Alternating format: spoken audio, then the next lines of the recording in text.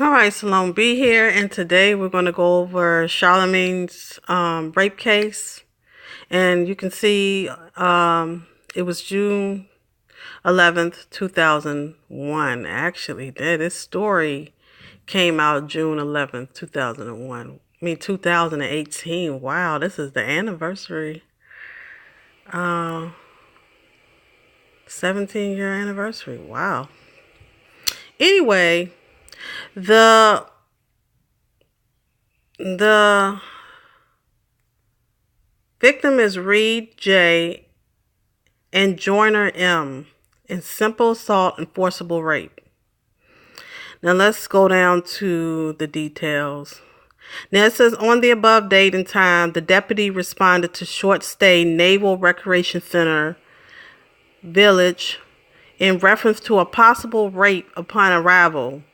This deputy and reserve deputy Thomas met with Short Stay Security C. Danderfield and advised him of the situation. Both units then proceeded to Ville 30, where we found two black females sitting in front of the two-story rental unit.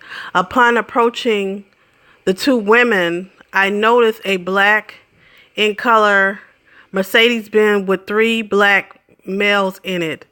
Immediately asked the victim if the men in the Mercedes were involved, and they replied no. That immediately they had just stopped to let the girls use their cell phone to call for help.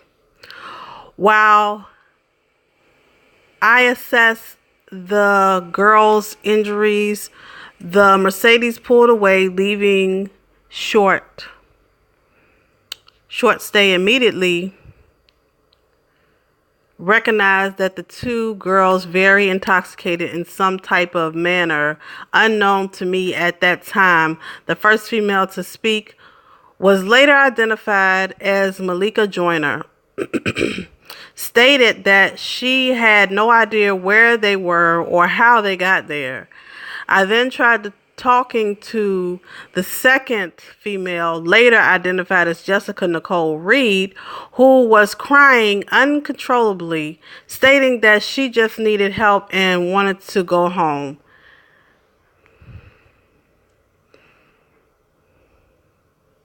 They called an ambulance. The girls went in the ambulance. They proceeded to question the girls, who were both having trouble sitting still and keeping themselves upright, though they were sitting upright.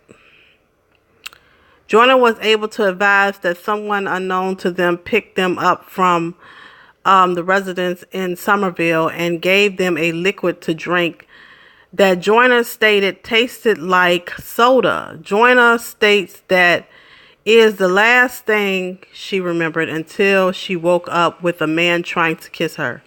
Joyner then states that she forced the man away, went to find her friend Reed. Joyner stated that she found Reed in the room across from where she was, naked and crying, stating that she had been raped. Joyner then stated that she called her mom, who called 911 to summons the sheriff department for assistance.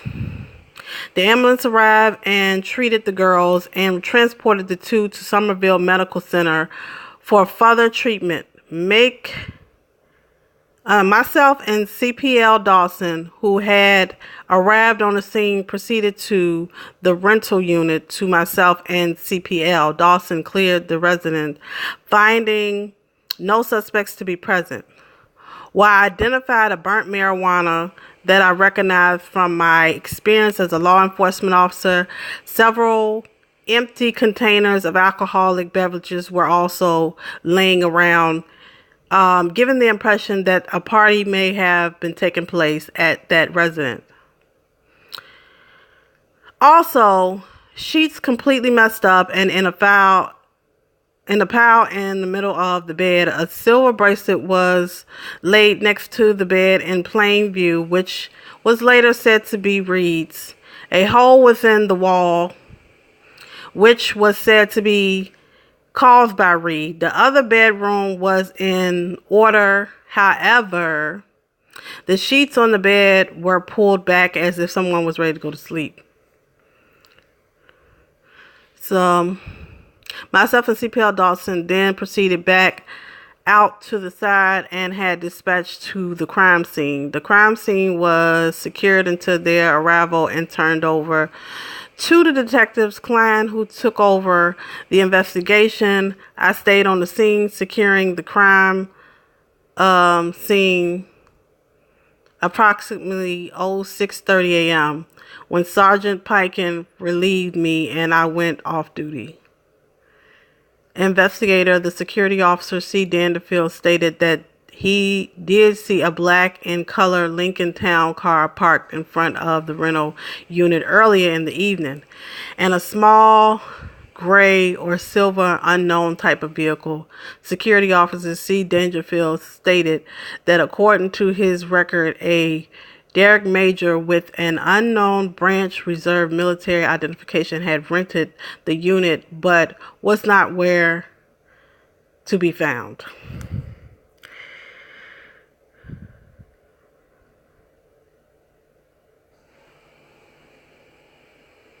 Now, approximately 200 hours, 6/09/2001, this detective was notified of a rape at the Short Stay Naval Wreck area. The detective had the Naval Weapons Station notified, who had a NCIS investigation respond to the scene with this detective upon arrival. It was found that the villa where the incident occurred had been rented by one Major Derrick, as the subject Major D was not present to give consent to the search. So, the place where the rape took place was on a naval base. Now, here's Charlamagne, who is Leonard Larry McClavory. On the date above and time, this deputy made contact with subject McClavoy, Leonard Larry. Subject was placed under arrest for an outstanding warrant issued by the magistrate Elizabeth S. Harper, 06/12/01. Subject was served with warrant for criminal sexual conduct with a minor, second degree, code 163655. Subject was placed in the Berkeley County Detention Center, where he was processed and issued a copy of said warrant, service of a warrant.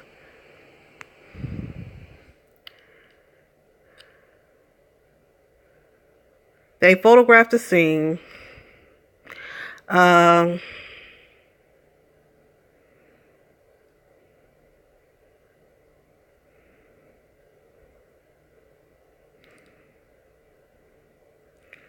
So, here's the affidavit. Personally appeared before me, a magistrate of county, affiant Detective Guinea Powler, who first began. So, criminal sexual conduct, minor, second degree. That on between June 08, 2001 and June 09, 2001, a short stay at Villa Leonard Larry McClavoy did commit the offense of criminal sexual conduct with a minor. So, what Charlamagne is saying that he was not convicted, or he's convicted on a lesser charge, that's not what this is saying. And it does say that this child was raped and he was arrested immediately. So for all of you who are saying that the paperwork says that he wasn't, the DNA test didn't match and all of that, this is charges. This is a report of the charge and conviction. He was indeed convicted.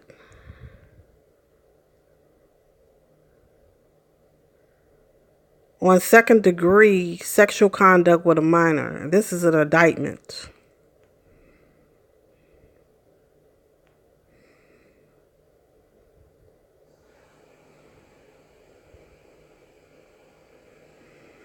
And an indictment is not basically anybody can be indicted, but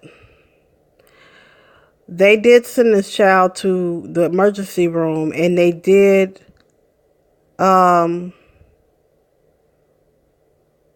see that she had been raped.